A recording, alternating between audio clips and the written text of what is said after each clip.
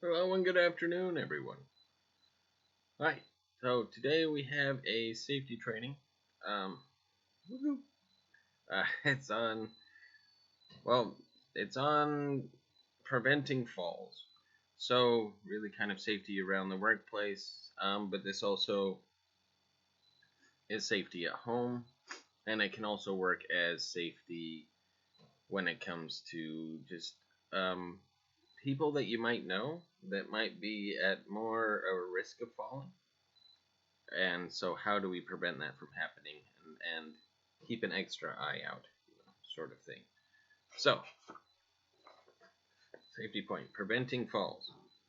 So it shouldn't be too long of a class, but some things that we do want to know is that everyone does fall down sometimes.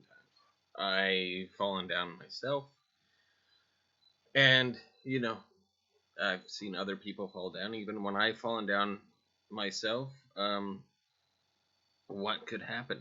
You could break a bone or cut yourself, and I have definitely cut myself. I did once fall down, and when I fell, I landed on my wrist funny. I didn't break a bone, but I fractured a bone in my left hand, and every once in a while I have to wear a wristband or a wrist brace just to make sure that I don't do that again. Or if my wrist starts to hurt, I'll play basketball or something like that, and it starts to hurt. So, and I don't want anybody to have to go through that. So, what we want to do is know that everybody falls down sometimes, and things could hurt. So sometimes falls can even cause death, which happens, and it's a scary thing to think about.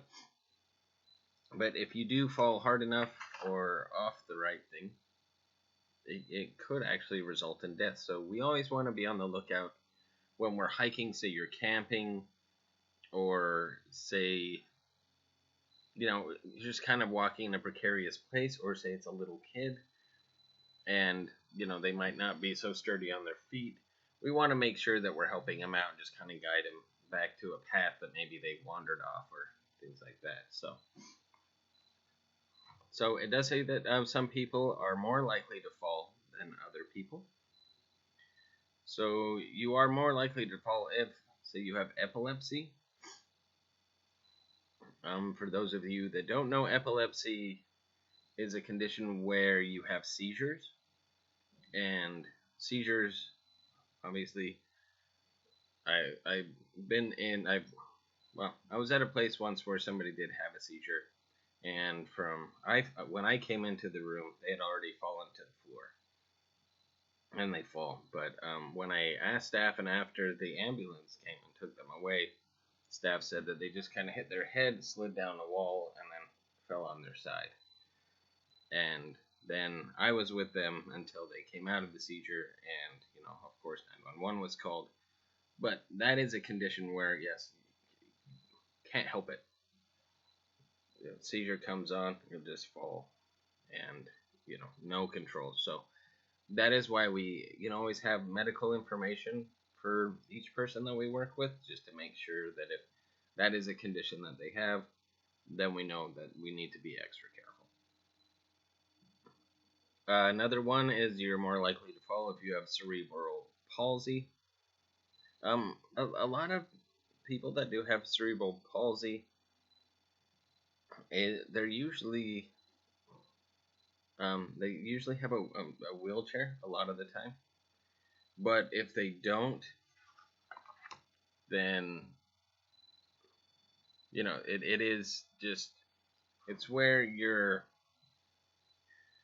because it's cerebral palsy. So palsy is kind of your limbs act out of kind of on their own, and you're not ready for it. And when it's cerebral, it's just the brain's not exactly talking to the body the way that it's supposed to, and so somebody could fall. And the third way here it says is that you are elderly.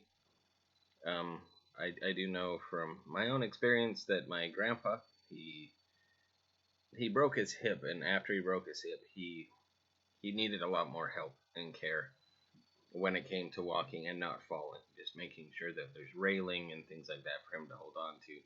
He, and he's a great guy.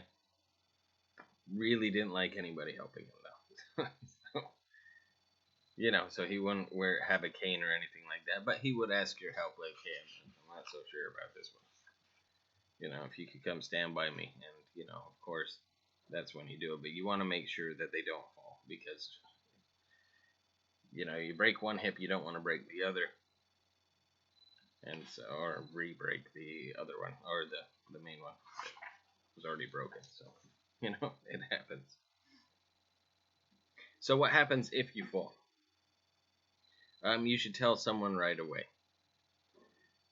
Tell someone else that you fell so that they can help make sure you did not hurt yourself. And it's important, because what happens when any of us actually kind of get hurt is adrenaline starts to go, because you're like, and a lot of times the feeling of pain doesn't kick in immediately. So you might fall and be like, oh, I'm fine, I don't feel anything. But then, like, later that day or the next day, you're like, ow, it really hurts where I fell. So it's best just to, be upfront and honest, like it says, everybody falls. And just let a staff member know, or let anybody know that's around you, like, hey, I just fell down. Could you help me out? I'm not sure, And a lot of times, people can kind of check you out, see how you're feeling, make sure everything's good. Now, it also says, if you fall down and cannot get up, yell for help or try to get a phone. So luckily we have our cell phones. If for some reason, say you broke your phone or something like that, then you definitely want to call for help. Say, hey, like, I fell really bad and I can't get up. Don't try to move yourself.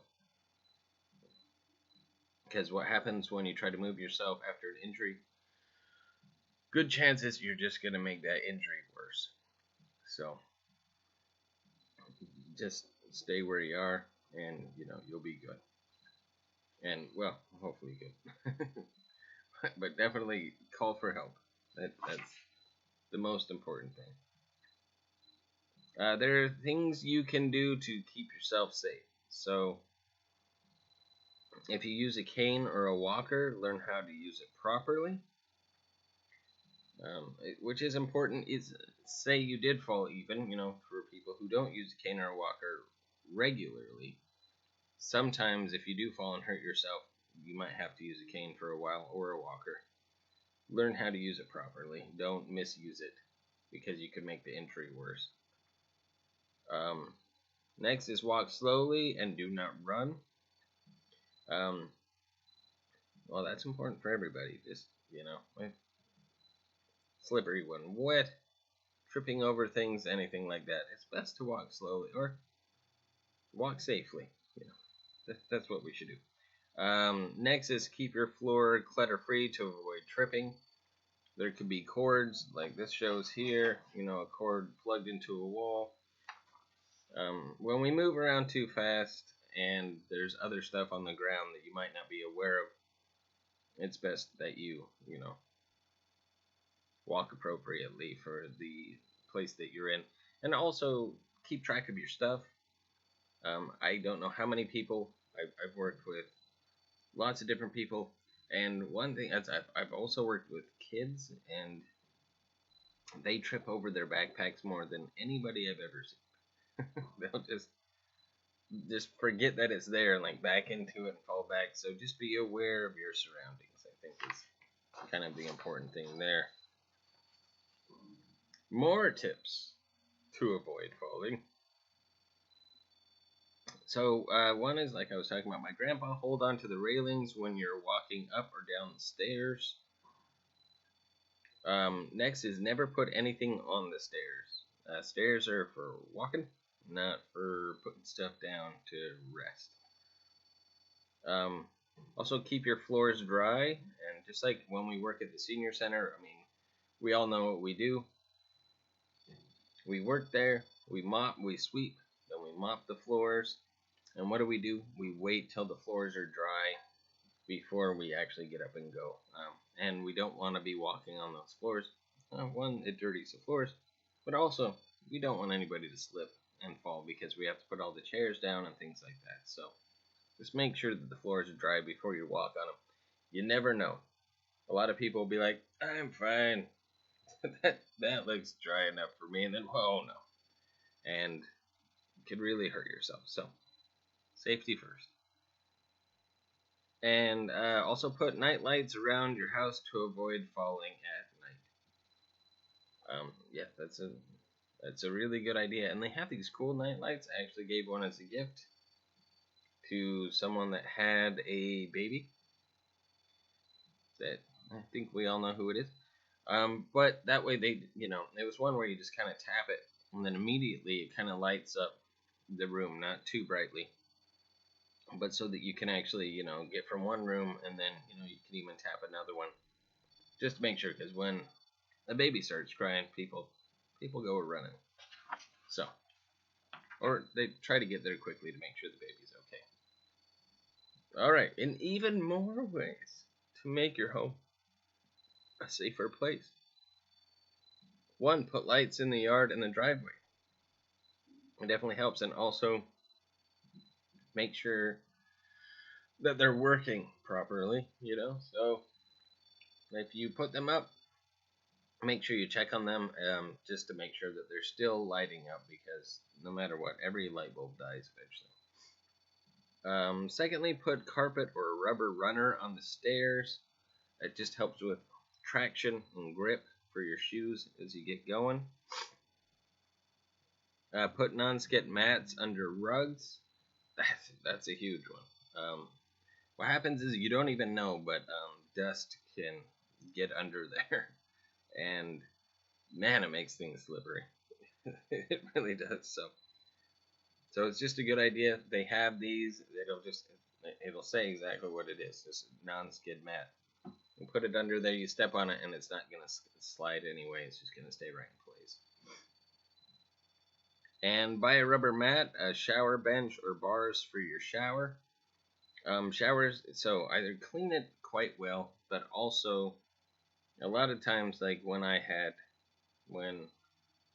the beautiful little girl there, Ani, was still with us, her legs started to give out as she got a little bit older, and taking a bath was a little bit harder. So, getting something like that just to stabilize herself so she wouldn't slip and hurt herself was very, very good for her.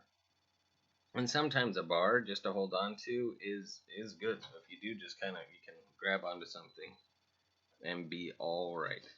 That's what we want. And then that's it. Well, I had one more page of something that I didn't really need. So anyway, this has been our safety training for today. Just to make sure that everybody's safe. We don't want anybody to slip, trip, or fall. Any of that stuff. Keep yourself safe. All right. We'll probably have another safety training tomorrow. And then be ready for Jeopardy on Friday. All right. Y'all have a great day. Bye.